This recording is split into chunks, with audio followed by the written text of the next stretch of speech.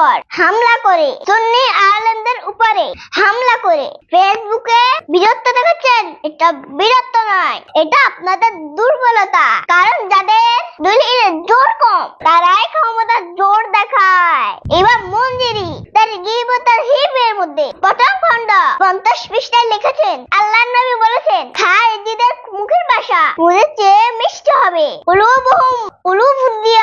তারা মনের দিক থেকে হিংস্র হবে, হিংস্র বাঘের মতো হবে।